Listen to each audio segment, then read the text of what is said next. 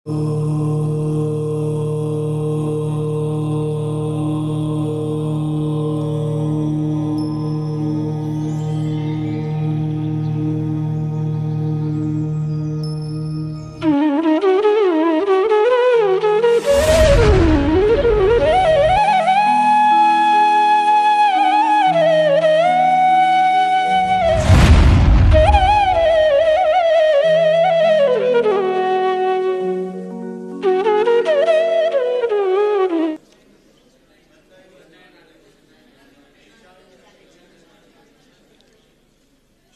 सूत्र हो गया था कि चलना है। न देवा हो गया था।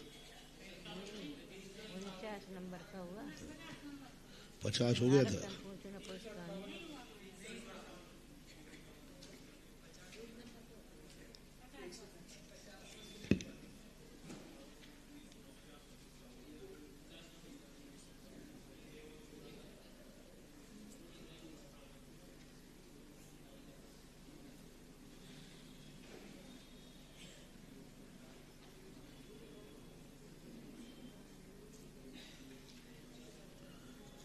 एवं विभक्तानि शरीराणि बिभ्रतां संसारिणां प्रतिगति किं त्रिलिंग संनिधानम्।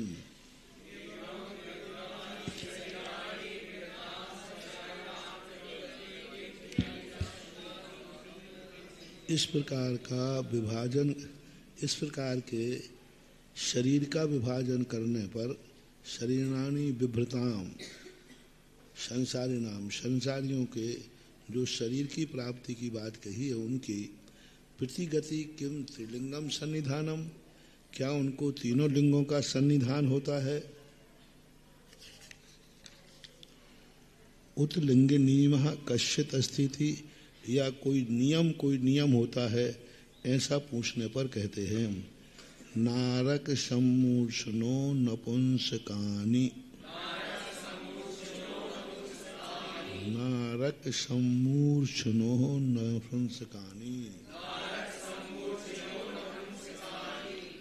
अब देखो यहाँ पर क्या है, सम्मूर्छन है। नारक सम्मूर्छन, माँ हलंत है, नीचे देखो ऊ की मात्रा नहीं है वो। हाँ सम्मूर्छन, मूर्छन शब्द है, हलंत नहीं है, ऊ है।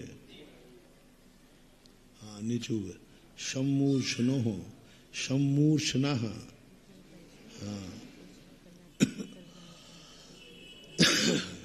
नारकाणि बक्ष्यन्ते नारकेषु भवा नारकः।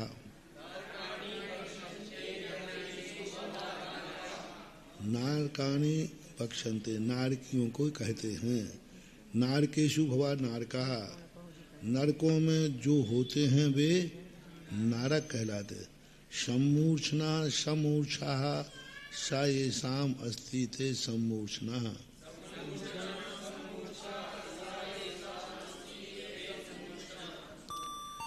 जो सम्मूर्छन होते, समूर्छा, मूर्छा ने अवचेतन, बेहोश, उनको कोई होश नहीं रहे, कोई मतलब नहीं रहता मेरा जन्म कहाँ हुआ, कैसे हुआ, क्या कुछ नहीं।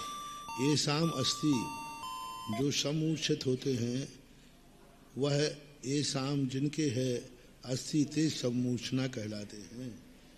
तो ऐसा अर्थ निकाल लिया जाए, नारकी सम्मूर्छन होते हैं।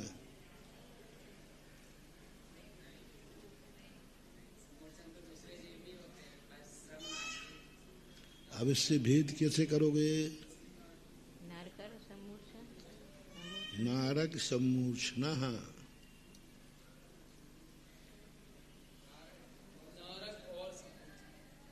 क्या कहाँ है।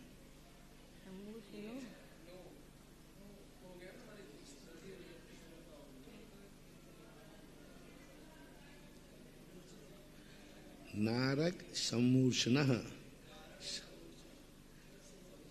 और कहाँ से निकालोगे। क्या द्विवचन है क्या।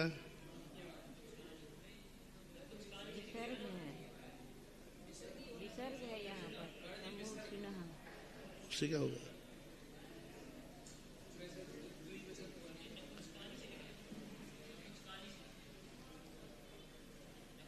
नपुंसकानि बहुवचन है। वो तो बहुवचन ठीक है, यदि दो अलग होते तो हम द्विवचन लेना चाहिए था।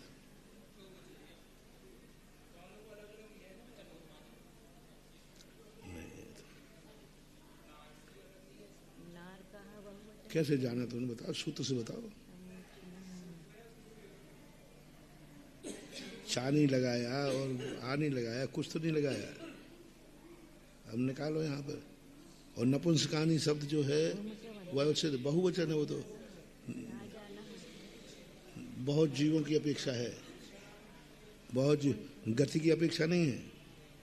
नरक और मनुष्य के, नरक और सम्मोचन की अपेक्षा नहीं, यदि इन दोनों की अपेक्षा होती तो वहां द्विवचन होता, तो नपुंसकानी तो बहुवचन है। हाँ बोलो।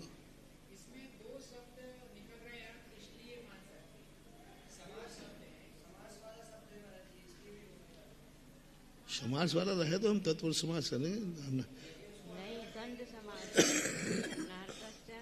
नहीं, थोड़ा और लगाओ। गंध समास है, दोनों पद प्रधान है।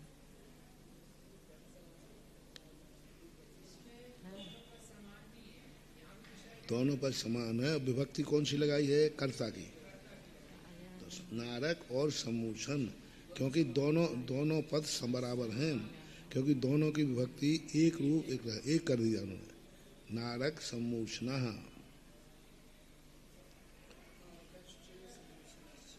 नारकाश्च सम्मोचनाश्च नारक सम्मोचना। नारका बहुवचन और सम्मूर्छना भी बहुवचन है। अभी वो नकारांत आया नहीं है तुम लोगों को? नकारांत के कुछ नियम अलग ही हैं। जैसे तकार के बहुत सारे नियम आए थे ना पहले बीच में, ताकाए हो जाता है, ताकाए हो जाता है, ऐसे नकार का।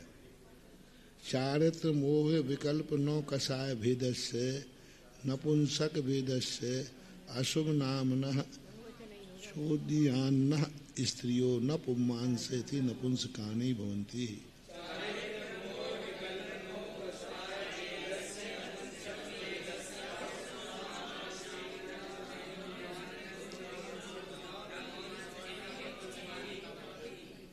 चारित्र मोह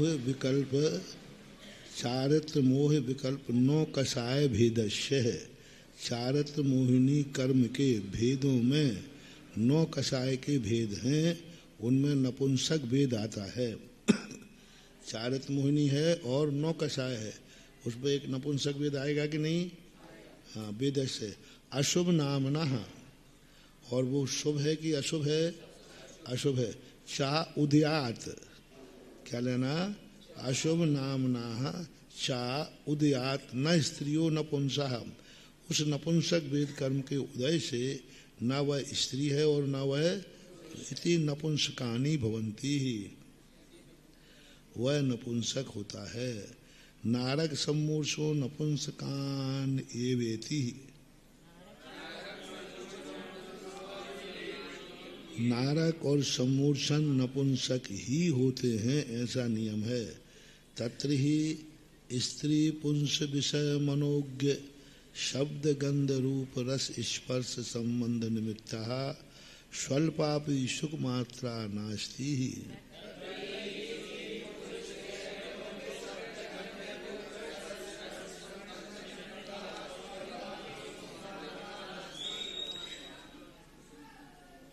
जो देवों के संबंध में प्रविचार होता है उसको यहाँ घटा दिया, स्त्री उसके विषय मनोज्ञ, क्योंकि स्त्री और देवी अपने नियोगी का मन में विकल्प करते ही उनको विकार की स्थिति बन जाती है। शब्द से भी प्रविचार है, मन से भी प्रविचार है, गंध से नहीं दिया, गंध और रस से नहीं दिया। स्पर्श से तो है, रूप से है, मन से है, शब्द से है, रूप से है और स्पर्श से है ही। प्रथम सुर तक जो है स्पर्श से होता है। काय प्रविचार है? स्पर्श प्रविचार। तो इसके निमित्त से स्वल्पावि स्त्री पुरुष के जो संपर्क से जो सुख की स्थिति बनती है, बलि शरीर से ना करे, मन से करने भी पड़ता है। तो नारकियों को मन से भी भाव नहीं होते, मन में भी उनके ऐसे विकार भाव नहीं आते। यद एवं अवधीयते अर्थः दापन्नमेतदुक्तेभ्यो न्यः संसारिणः स्त्रीलिंगा इति यत्रात्यन्तं नपुंसकलिंगस्याभावः भावस्तत्प्रतिपादनार्थमाह।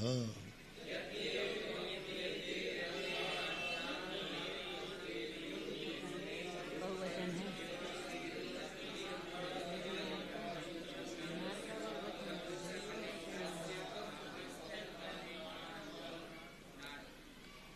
यद एवं अवध्रियते, यद एवं यदि इस प्रकार से अवध्रियते यानी ज्ञान धारण करते हैं, अर्थात आपन्नम एतद उक्तेभ्यो अन्य है, जो यहाँ पर कथन किया गया उसके अलावा जो अन्य है, संसारना त्रिलिंगाय थी, संसारी प्राणियों के और अन्य के कितने लिंग हैं? 3 लिंग हैं। यत्र अत्यंत नपुंसक लिंगस्य अभावात तत्प्रतिपादन था, और जिनके नपुंसक लिंग का अत्यंत अभाव है, अत्यंत यानी किसी बिल्कुल भी नहीं होता, वो है ना देवाः।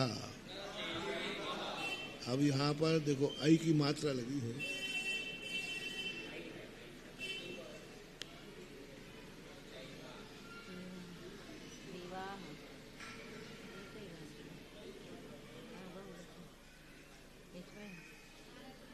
सभी में दैव है।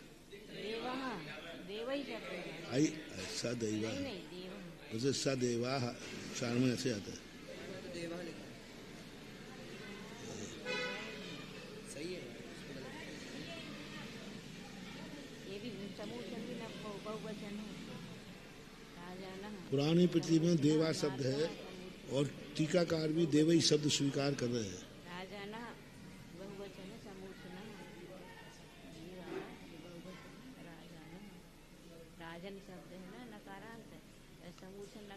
स्त्रीणम पौंसनम च यन्नतिशय सुखम,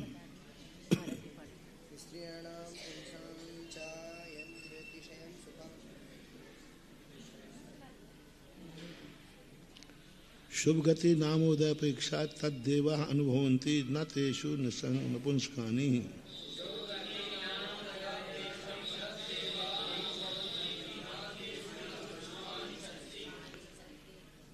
निरतिशय सुख, स्त्री और पुरुष संबंधी जो निरतिशय सुख है, वो शुभ गति नाम कर्म के उदय से वे देव अनुभव करते हैं। हालांकि स्त्री वेद और पुरुष वेद दोनों पाप प्रकृतियां हैं, दोनों, क्योंकि चारित्र्यमोहिनी है, घातिया कर्म है।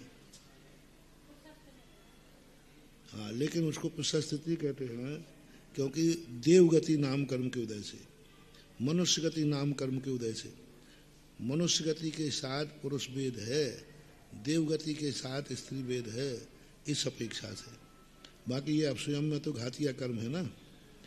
सुगति नाम की अपेक्षा, शुभ लिखा है ना, शुभ गति नाम अपेक्षा से इसको शुभ कह दिया जाता है। अथेतरे कियत लिंगा इत्यतः, अथ इतरे कितने लिंग होते हैं, इति यथा है, उसे यहाँ कहते हैं। शेषास्त्री वेदाः, शेषास्त्री वेदाः, शेष के जो हैं 3 वेद होते हैं। कौन से बचे अब वो? मनुष्य त्रियंच, और मनुष्य त्रियंचों में सम्मूषणों को निकाल देना। त्रियो वेदा येषां त्रिवेदाः, 3 वेद हैं जिनके, त्रियो वेदा येषां माने जिनके, ते यानी वे 3 वेद, के पुनास्ते वेदाः, वे 3 वेद कौन से हैं? स्त्रीत्वम, पुंसत्वम, नपुंसकत्वम इति। स्त्रीत्व, पुंसत्व और नपुंसकलिंग।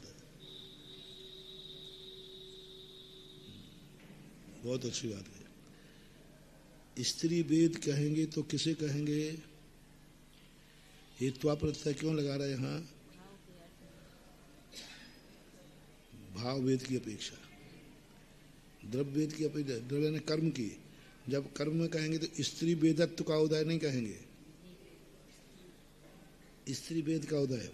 जब अनुभव की बात करेंगे तो स्त्री वेदत्वपना इसमें है, तो कर्म में जब लगाएंगे तो वेद लगाना, और ये भाव वेद।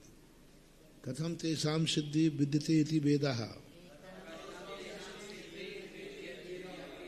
वेद्यते है। वेद्यते यानी जो वेदन किया जाता है उसको वेद कहते हैं। लिंगम इत्यर्थः, और उनको लिंग भी कहते हैं। तद द्विविधम द्रव्यलिंगम भावलिंगम चेति ही। तद द्रव्यलिंग और भावलिंग ये तीन प्रकार के होते हैं, दो प्रकार के। द्रव्यलिंगम योनि महन आदि। द्रव्यलिंग है शरीर का, स्त्री में योनि, और महन आदि शेषन आदि है। नाम कर्मोदय निर्वर्तितम, इनका किससे होता है? नाम कर्म के उदय से। मूल रूप से अंगोपांग नाम कर्म के उदय से इन चिन्हों की रचना होती है। नौ कषाय उदयापादित वृत्ति भावलिंगम। नौ कषाय के उदय से जो आपादित प्राप्त वृत्ति है उसे भावलिंग कहते हैं। स्त्री वेदोदयात स्त्री वेदोदयात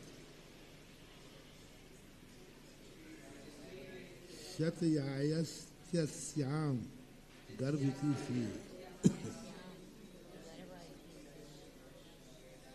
हाँ पढ़ो, लग पढ़ो पढ़ो।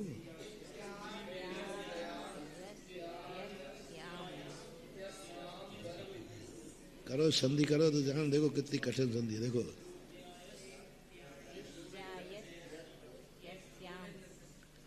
हाँ बताओ, पढ़ो।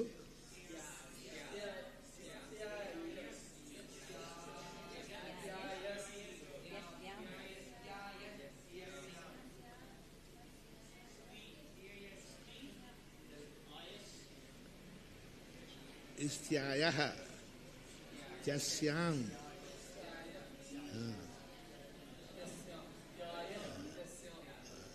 दूसरा अर्थ करो, शति शति आयास आयास्ति। हाँ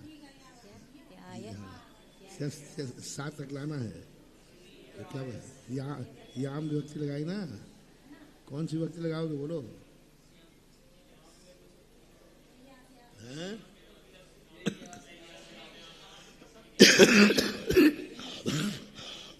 पहले तो संधि करो, शब्द ढूंढो पहले कौन से हैं।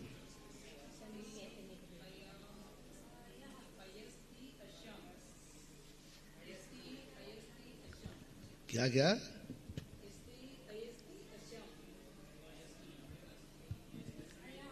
वैसे करो, क्षति ही, हाँ क्षति ही,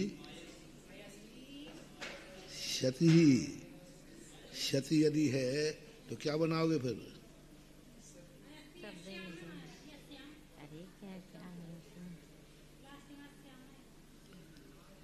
नहीं, क्षति ही अयस अयस त्यस्याम। हाँ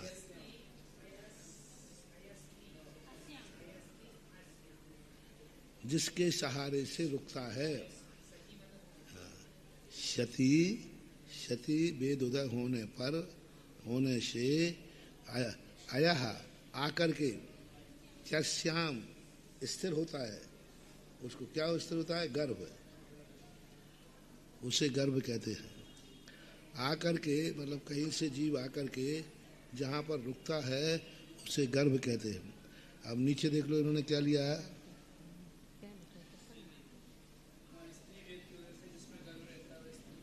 हाँ रहता रुकने के अर्थ में। क्षति क्षति यानी आया है, जो अच्छी तरह विधिवत आया है उसके लिए और रुक जाता है ऐसा।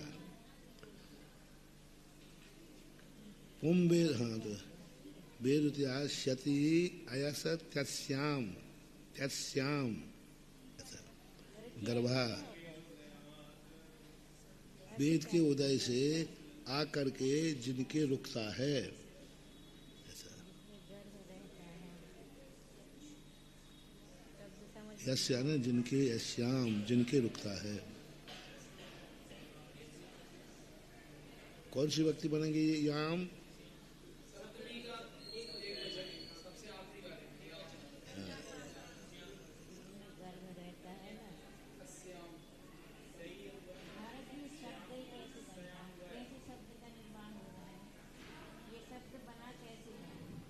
कौन सा ही बना? आया से यानी क्षति ही, क्षति शब्द बनाओ, क्षति।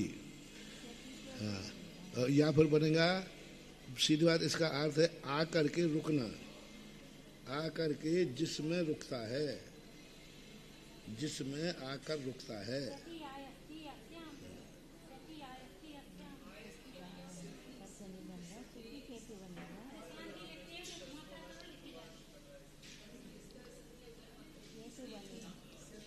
अस्थि संति होता है, अस्थि संति होता है। नहीं जी, शब्द कैसे बना नहीं निकल। वैसे दो तीन प्रकार से निकल रहा है इसमें, क्षति आयस्ति श्याम। नहीं तो उसका अर्थ क्या निकल रहा है? निकालते हैं, देखते हैं, इसका संधि विच्छेद करते हैं, थोड़ा हो जाएगा। गति के अर्थ में आता है, आ करके रुकता है जिसमें। फिर भी इसका कोई विशेष और अर्थ संधि से होता है, क्योंकि नीचे कार ने तो कुछ किया नहीं इन्होंने, टीकाकार भी इसको विशेष नहीं खोल रहे हैं। अपन निकालेंगे इसको, दो तीन बार पढ़ेंगे तो निकल आएगा। पुम वेदोदय सूते है, अब देखो सूते शब्द आ गया ना, तो उसी संबंध है ये। श्रोत, श्रोत यानी आकर, आ रहा है, श्रोत वट है। सूते जनयत जनयति अपत्यमिति पुमान।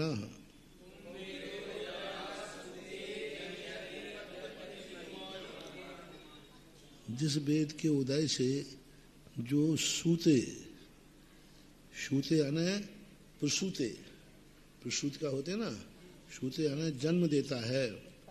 जिस कर्म के उदय से जनयति अपत्यमिति, जो पुत्र को जन्म देता है, संतान देता है, जिस कर्म के उदय से, उसको पुरुष वेद कहते हैं।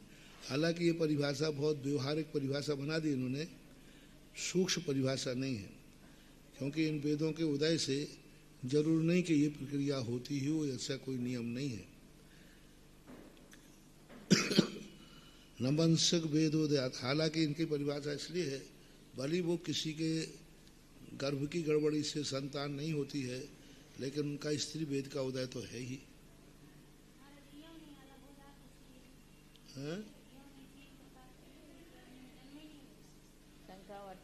पर उनका अंगोपांग नाम कर्म की गड़बड़ी है, या उनके, लेकिन उनकी योग्यता तो है। अब जैसे अपनी आँख है, चक्षु नाम कर्म का उदय है, लेकिन आँख में जाली आ जाए तो नहीं दिख रहा, लेकिन आँख है कि नहीं है, अब जाली आ गई, धूल चली गई। इसी प्रकार उनका योग्यता तो है, लेकिन वह जहाँ वो बच्चा जन्म लेता है उसमें कोई डिस्टर्ब हो, या उनके मटेरियल में कोई डिस्टर्ब हो जाता है, हाँ, वो गड़बड़ी से कम होता है। वहाँ की योग्यता तो उनमें है। जैसे अपनी आँख नहीं दिखते हुए भी चक्षु दर्शनावरण का क्षय उपशम तो है, मानना पड़ेगा।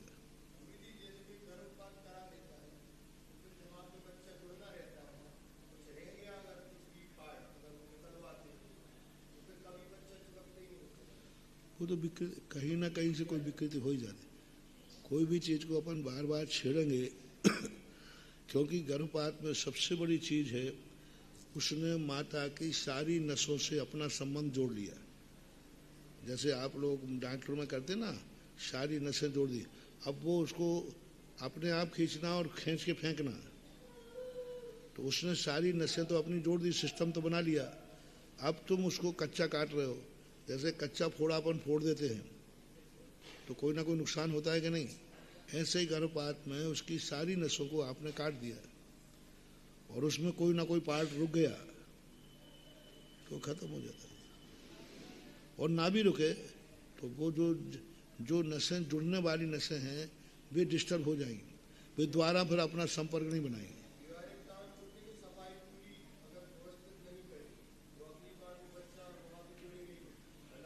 हालांकि कम केस बिगड़ते हैं, बिगड़ने वाले केस कम रहते हैं से, तो इस प्रकार की ये परिभाषा मानना चाहिए। ठीक है। नपुंसक वेदोदयात उभय शक्ति विकलम नपुंसकम। नपुंसक वेद के उदय से दोनों प्रकार की शक्ति का विकल्प होता है, विकल होता है। दोनों प्रकार की उभय शक्ति विकल, दोनों प्रकार की उभय शक्ति का विकल शब्द यानी दोनों प्रकार के परिणाम वहाँ पाए जाते हैं। रूढ़ी वसाद वसाइति ही, और यूँ मानो कि ये रूढ़ी बस संज्ञाएं हैं। रूढ़ीषु च क्रिया व्युत्पत्त्यर्थम च। अब यूँ मान लो कि रूढ़ी से स्त्री को स्त्री कहते हैं, पुरुष को और नपुंसक को बस ये नाम संज्ञा मान लो, ज़्यादा चक्कर में मत पड़ो। यथा गच्छति इति गौरिति ही, जैसे गाय चल रही है तो उसको गौ कहते हैं। गाय गच्छति इति गौ, जो चलती है वह गाय है, लेकिन बैठी हुई को गाय कह देते कि नहीं? नहीं, जब चल रही है तभी गाय है। अच्छा, हमेशा गाय कहते, मर गई तो गाय है। यथार्था गर्भधारणादि क्रिया प्राधान्य बाल वृद्ध्यानाम त्र्यंग मनुष्याणाम देवानाम कार्मण कायोगस्थानाम तद्भावात् स्थित्वादि विपदेशो न स्यात्।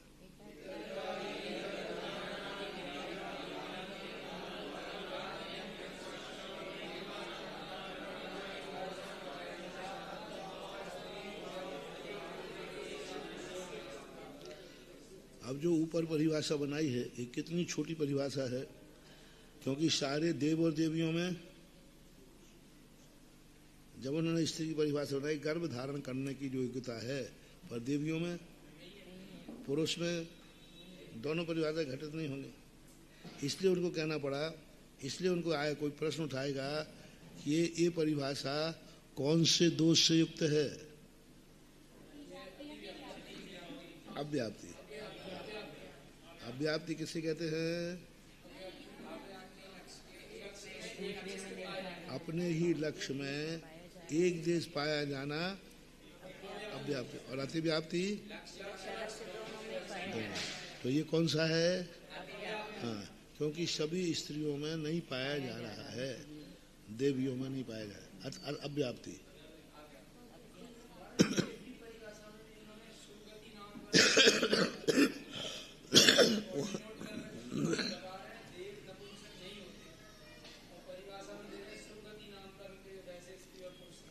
नहीं, वहाँ उन्होंने क्या किया है तो यन निरति से सुखम, शुभ गति नाम कर्म की उपेक्षा से उनको सुख क्यों हो रहा है?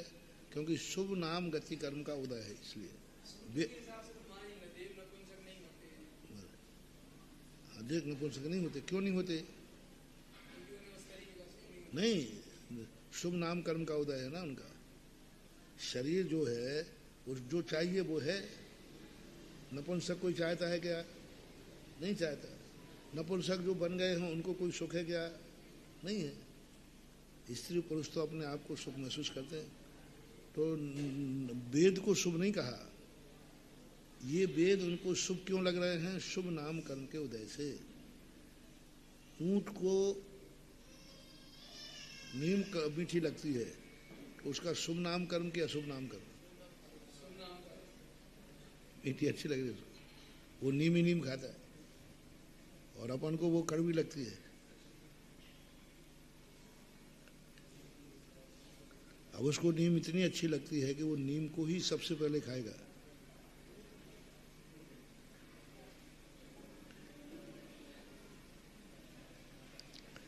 इतरता गर्भधारण आदि क्रिया प्राधान्य, गर्भधारण आदि क्रिया को लोक व्यवहार में प्रधान मानते, इसलिए हमने कहा बाल वृद्ध्यानाम तरंग मनुष्याणाम देवानाम कारुणाम काय योग स्थानम।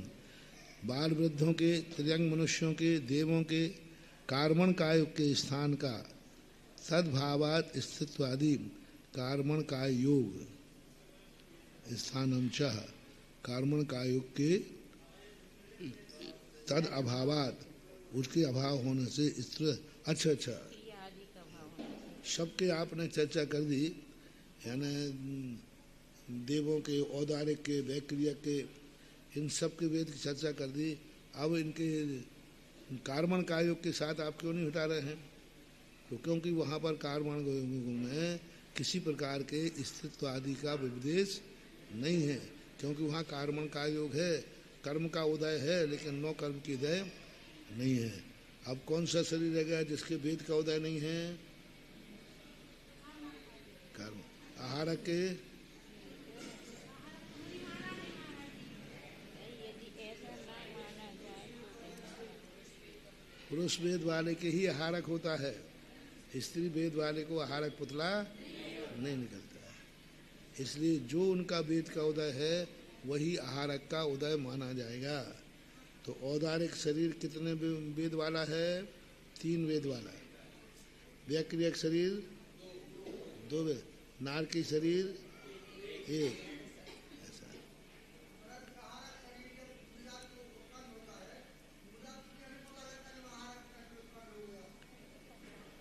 कल आया था ना, वो परीक्षा कर लेते हैं कि नहीं? सब करते ही हैं। क्या करते हैं? अपन को कोई चिंता हो रही है, भगवान ये हमारा प्रश्न का समाधान हो जाए, कैसे करूं? उसी समय पुतला निकल गया तो पता चल गया कि है हमारे पास पुतला। अनुभव में आता है। उनको कल ही आया था ना कि आहारक पुतला प्राप्ति के लिए, हमें रिद्धि प्राप्त है कि नहीं, इसके लिए भी पुतला निकालते हैं। यदि मुझे आहारक रिद्धि प्राप्त है तो हे पुतला मेरी शंका का समाधान करो, ऐसा भाव करेंगे तो निकल जाएगा। आहारक पुतला अपने आप नहीं निकलता, बुद्धिपूर्वक निकलता है। सारी रिद्धियां जो हैं बुद्धिपूर्वक प्रयोग होती हैं, कुछ रिद्धियों को छोड़कर। माना आहारक रिद्धि वो बुद्धिपूर्वक करते हैं। यदि वो बुद्धिपूर्वक नहीं करेंगे तो अपने आप नहीं निकलेगा। वो भाव करेंगे मेरा आहारक पुतला जाकर मेरा समाधान करे। संयम का पालन करने में कहा है मैं नहीं जा पा रहा हूँ, आहारक पुतला जाके शिखर जी की वंदना करके आवे, वो कर आएगा। वो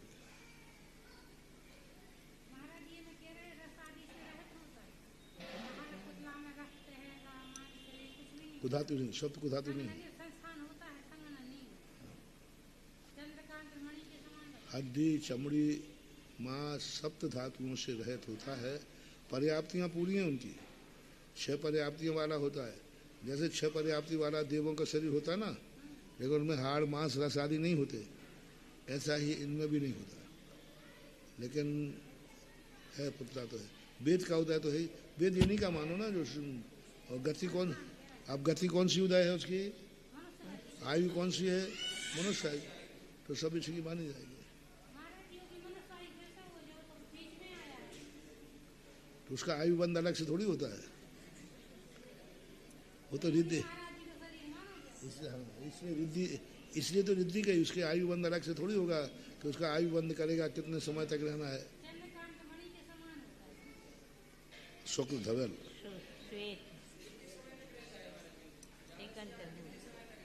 अंतर्मुहूर्त ही काल है उसका।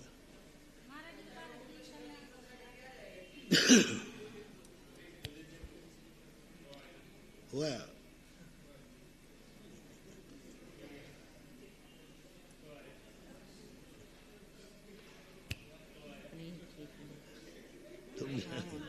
जब तक प्रश्न तुमने किया और समाधान नहीं होके आ गया। या ये में जन्म योनि शरीर लिंग संबंधाहित विशेषा प्राणिनो निर्द्यस्यन्ते देवादयो। और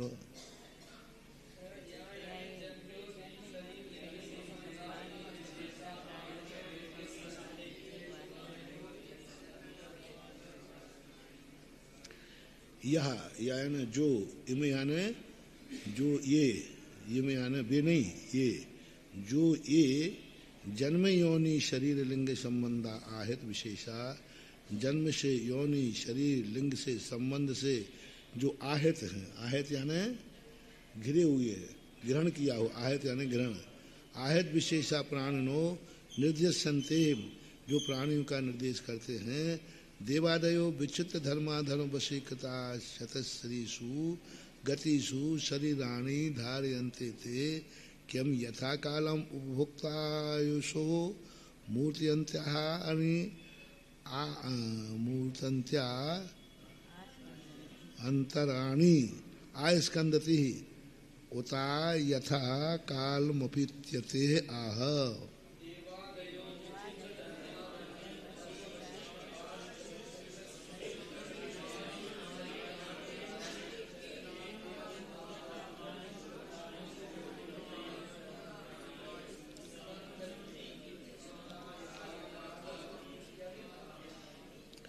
इस प्रकार से चारों गतियों के जीव विचित्र धर्म अधर्म वशीकृता चतश्री गतिषु, विचित्र प्रकार के धर्म और अधर्म, पुण्य और पाप के वशीकृत होकर के चारों गतियों में शरीरानि धारयन्तः, जो शरीरों को धारण करते हैं, ते किम, वे क्या, यथाकाल उपभोक्ता आयुषः, जो यथाकाल निश्चित किया गया है पूरी आयु काल तक भोगते हैं, मूर्तियंतः, मूर्ति अंतर है, अंतराणी, जो शरीर को प्राप्त होते हैं या उसके अंतर करके प्राप्त होते हैं, प्राप्त करते हैं, उत यथाकालम अपीत्य, जो यथाकाल है काल को अपीत्यते है, अपीत्यते या बीच में, यथाकाल है ना जो काल है उसको व्यतीत किए बिना घात किए, घात करके करते हैं या पूरा काल भोगते हैं, सो कहते हैं।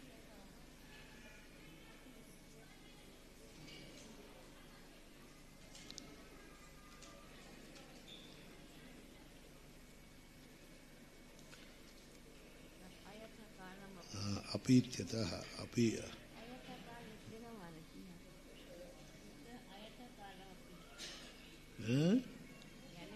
आयु को पूरा करके अथवा आयु को पूरा नहीं करके शरीर को धारण करते हैं। कालम अपि इत्यतः इति अयथा कालम अपि इति अतः, अतः निकलेगा अंत में तो कालम अपि इति अतः कार्य से निकालो, ठीक है। औपपादिक चर्मोत्तम देहा शंखे वर्षायशो नपवर्त्यायुषः,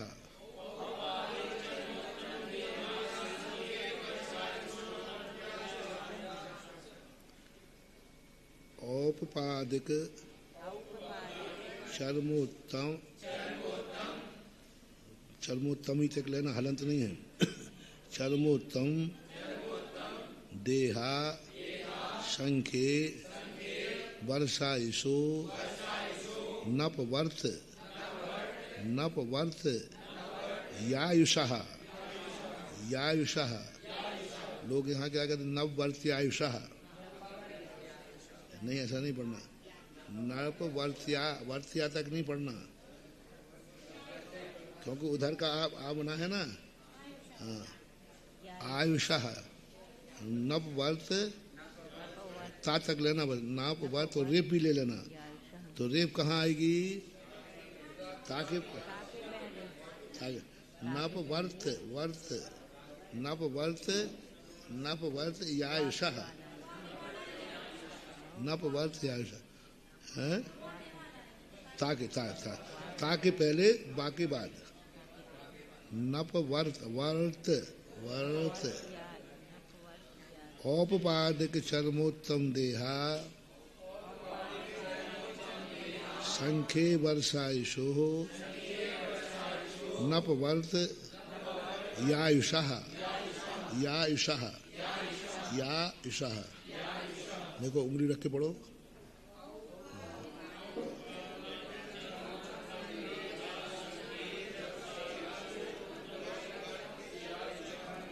हाँ देखो अब हम पढ़ रहे हैं, उंगली रख के पढ़ना, हमेशा उच्चारण पेंसिल से रखा करो। देखो देखो उसमें औपपादिक चर्मोत्तम देहा संख्येय वर्षायसो नपवर्त यायुषः औपपादिक चरमोत्तम देहा संख्ये वर्षायुषो नपवर्त यायुषः।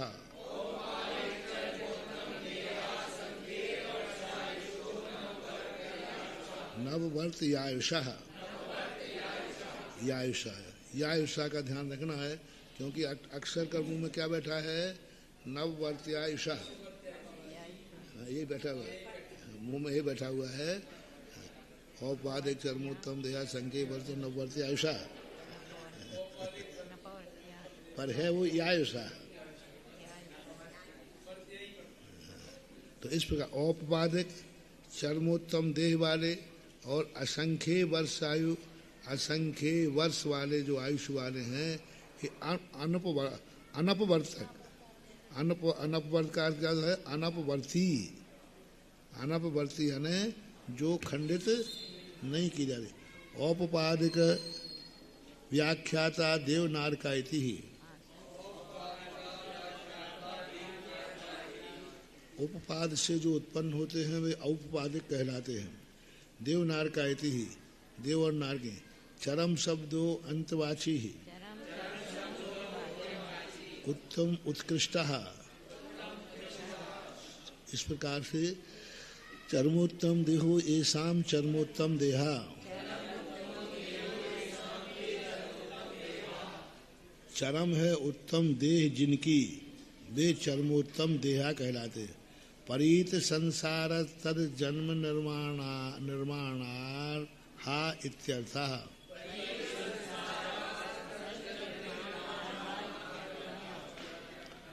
अब यहाँ क्या है, परीत संसारः, जिनका संसार क्या होता है, परीत हो गया है, समाप्त हो गया। तद जन्म निर्माण, निर्माणाः, क्या बोलेगा, अर्हः, अर्ह होता है ना, निर्माण अर्ह, अर्ह यानी प्राप्त, निर्माण अर्हः, जन्म निर्माण अर्ह, जिन्होंने जन्म को, निर्माण को प्राप्त हो गया, निर्माण यानी खत्म कर दिया है। निर्माण का अर्थ होता है छोड़ देना, बाण बोलते ना, बाण, बाण, बाण किसे बोलते हैं, जो छोड़ा जाता है। निर्वाण, निश्चय रूप से जिसको बाण यानी त्यागा जाता है उसको निर्माण बोलते हैं। निर्माण अलग है, निर्वाण, निर्वाण, वाण यानी त्याग के अर्थ में, छोड़ा जाता है जिसे निर्वाण। इस प्रकार से यह परीत है उन जीवों का। असंख्यम, असंख्यम अतीत संख्यानम उपमा प्रमाणेन पल्यादिनः। असंख्य,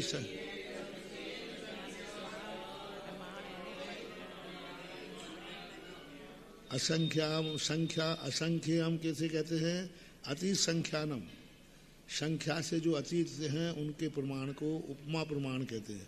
पल्यादि, गम आयुरेषाम ते इमे हैं, पल्यादि गम जिनकी आयु होती है, ते इमे हैं, वे ये असंख्य वर्षायुषा कहलाते हैं। असंख्य वर्षायुषा, त्रियग मनुष्य उत्तर कुर्वादिषु प्रसूताः। ऐसे त्रियंश जो मनुष्य उत्तर कुरु आदि से प्रसूत है, उत्तर कुरु आदि में उत्पन्न होते हैं। कहाँ है ये, असंख्य वर्षायु वाले आदि कहाँ हैं, त्रियंग और मनुष्यों में उत्तर कुरु आदिशु। वो आदि शब्द क्यों लगाया, और भी इंसानों में होते हैं। औपादिका साच देव कुरु, उत्तर कुरु, मध्यम, जघन आदि। औपादिक चर्मोदेहस्य असंख्य वर्षायुषा।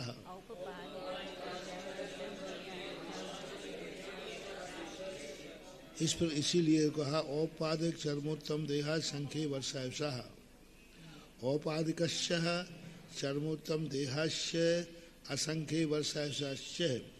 अब इसमें किसी एक की जरूरत है कि तीनों की, पढ़ो पढ़ो पढ़ो पढ़ो पढ़ो, देखो। अच्छा चलो, अब जब कह दिया तो घटाना चाहिए, तीनों घटाओ। अब तीनों किस में घटाएं हम, तीनों एक भी कम नहीं होना चाहिए। अब सुनो, तीनों यदि होंगे उत्पाद चरम चरमोत्तम कैसे होगा? और चरमोत्तम वाला उत्पाद कैसे होगा? और चरमोत्तम वाला संकेत वसवालु कैसे होगा? तीनों प्रथम फिर तो उन्होंने बोला ना तीनों एक साथ तीनों चाहिए या कोई एक? नहीं, तीनों तीनों कभी घटित होंगे ही नहीं, तीनों पृथक पृथक तीनों घटित होंगे ही नहीं। वो पाद वाला चरमोत्तम होगा क्या? नहीं होगा। अच्छा, चरमोत्तम वाला असंख्या वर्षवालु होगा क्या?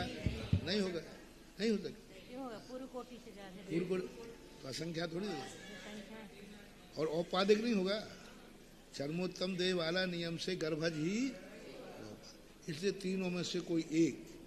वैक्रियक शरीर वालों का अकाल मरण नहीं है, उत्पाद वालों का, और चरमोत्तम देह वालों का अकाल मरण नहीं है। चरमोत्तम, चरम वाला नहीं। चरम और उत्तम चरम वाला तो काल देखा गया पांडव आदि का, गज कुमार आदि इनके अकाल में मोक्ष हुआ। उत्तम में कौन है? उपसर दारुण केवली सुकौशल महाराज शेरनी ने खा के किया तो उनका तो उत्तम देह वालों का महाराज जी उत्तम में कौन आते हैं?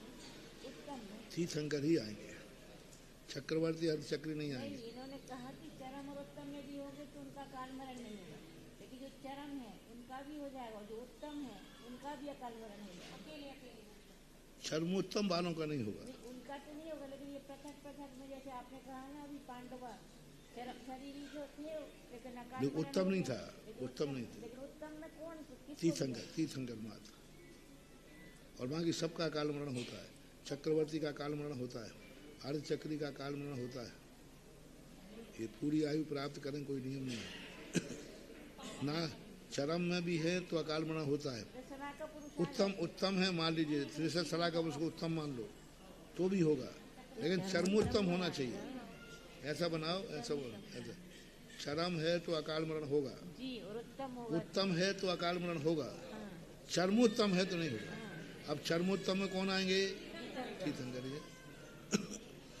उत्तम में आ जाए। चक्रवर्ती मोक्ष जाते हैं, लेकिन वे चरम शरीर भी नहीं है और चरमोत्तम भी नहीं है। चरम शरीर किसे कहते हैं? परिभाषा बनाओ छी। तो पांडव उसी भाव मोक्ष गए ना, चरम शरीर मान लो ना।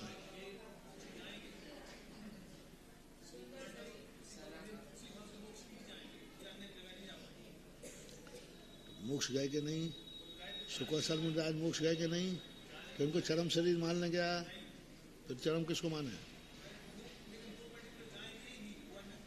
तुम तो बताओ ना कौन कैसे जाने सो, कैसे जाने के चरम शरीर ही हैं?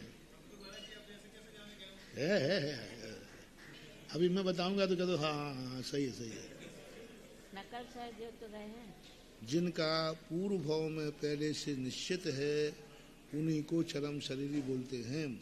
जैसे सर्वार सिद्धि के देव, लोकांतिक देव, स्वधर्म इंद्र, शची, ये चरम शरीर एक भाव पहले ही जिनका मोक्ष जाना निश्चित हुआ है। एक भाव पहले, पांडव आदि का एक भाव पहले नहीं हुआ।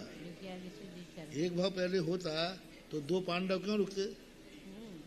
यानी उनका निश्चित नहीं था, सुकौशल का निश्चित नहीं था कि तद्भव मोक्षगामी है। लेकिन जो सर्वार सिद्धि से आए भरत, बाहुबली, आदिनाथ, हाँ, वो तो ये चरम शरीर है, क्योंकि इनका तो अब परिभाषा बनाओ चरमोत्तम की। एक भाव पहले से ही जिनका मोक्ष जाना निश्चित हो गया है उनको चरम शरीरी कहते हैं। चरमोत्तम किसे कहते हैं? एक भाव पहले निश्चित हुआ है और तीर्थंकर है। अब ये उत्तम नहीं लगा के अपन ने चरम लगा दिया था। एक भाव पहले निश्चित हो गया मोक्ष जाएंगे, उतना ही काफी था।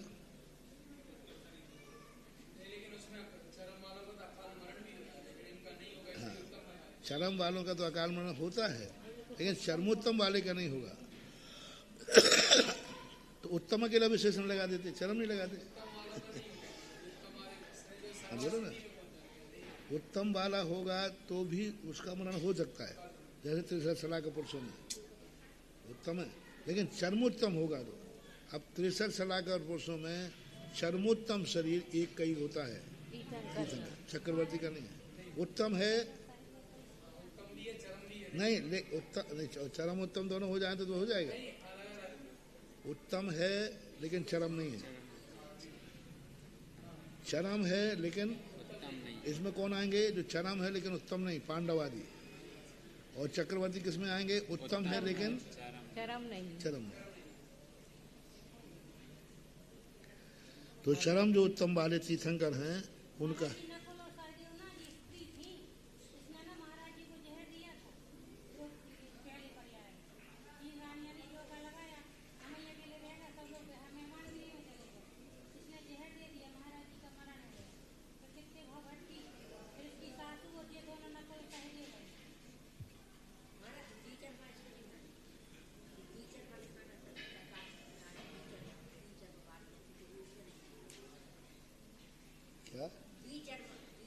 द्विचर्म नहीं, उनके दो भाव धारण करेगा उनका तो अकाल मरण हो सकता है, एक भाव वालों का नहीं होगा। नहीं ऐसा तो वहाँ तो उनको ये लिखा कि उनको विकल्प आ गया, ये नहीं लिखा क्योंकि पूर्व भाव की स्त्री आदि पर्याय का प्रभाव नहीं पड़ता है। यदि पूर्व भाव की स्त्री पर्याय का प्रभाव पड़ जाए तो राजा श्रेयांश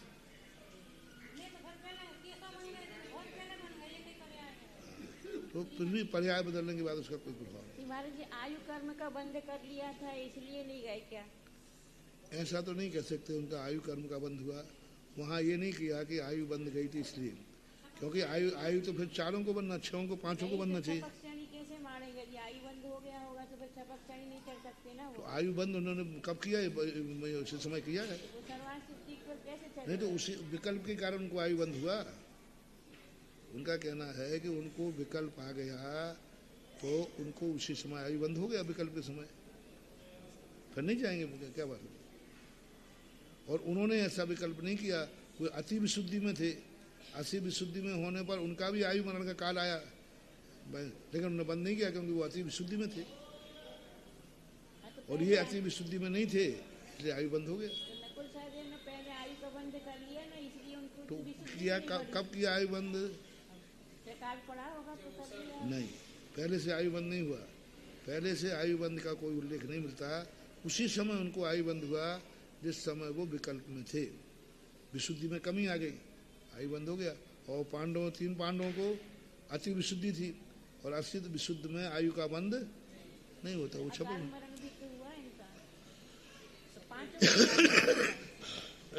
पांचों का अकाल मरण माना गया।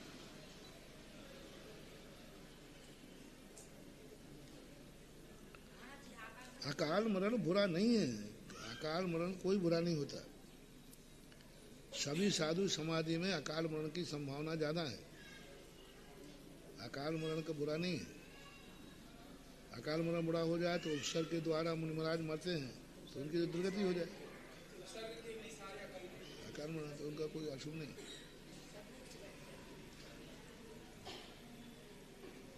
चलो टाइम हो रहा है। तो इस प्रकार से चरमोत्तम देह में क्या लेना है? तीर्थंकर असंख्य वर्ष बाह्यस्य उपघात निमित्तस्य विश्व शस्त्रादि सती सन्निधान हृष्यम भवति इति अपवर्त्यम।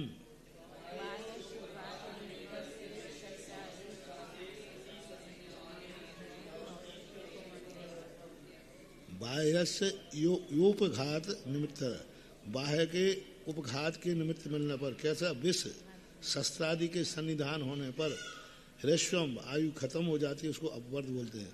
अपवर्तम आयुषा था, ये में अपवर्त आयुषा, अपवर्त आयु है जिनकी, वे अपवर्त आयुष कहलाते। ना अपवर्त आयुषा अनपवर्त आयुषा, जिनकी आयु विश्व शस्त्रादि के सन्निधान मिलने पर भी नहीं घटती है उनको अनपवर्त बोलते हैं। ना ही ये शाम औपपादिकादि नाम बाह्य निमित्त वसाद आयु रपवर्तते है।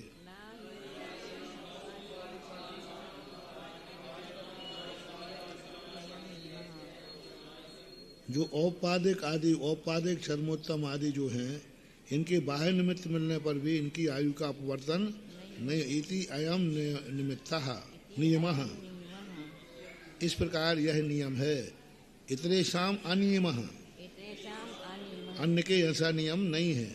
चर्मस्य देहो देहस्य उत्कृष्ट प्रदर्शनार्थम उत्तम ग्रहणम नार्थांतर विशेषो अस्ति।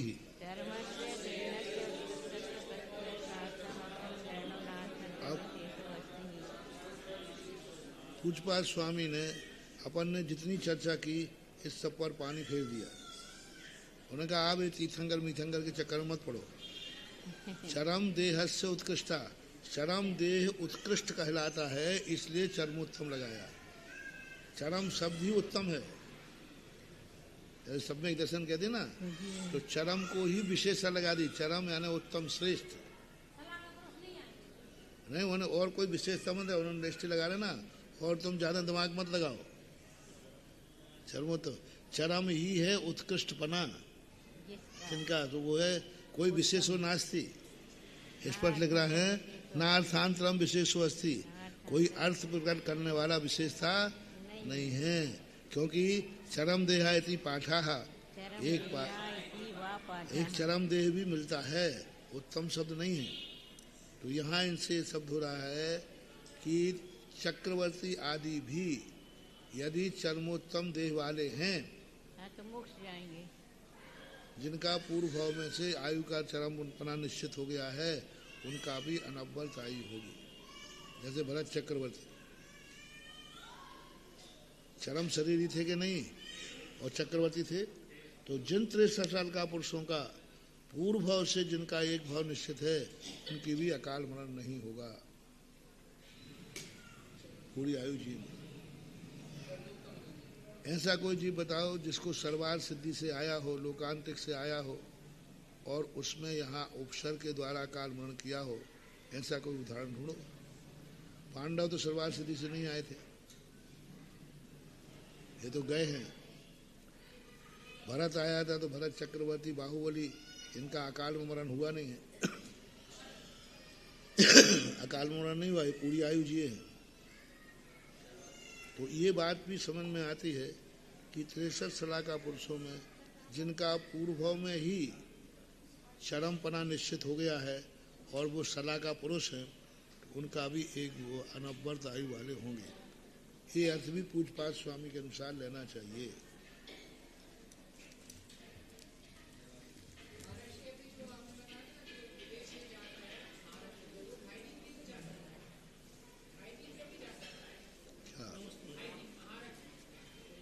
उसको त्याय स्व पढ़ेंगे, त्यायो सह, त्याय स्व नहीं, त्यायो सह, अनपवर त्यायो सह। अपन विद्यालय बोलते हैं ना, विद्यालय कौन से में कह रहे हैं आप? पाते जन्मोत्तर भैया त्यायो सह आखिरी सूत्र है।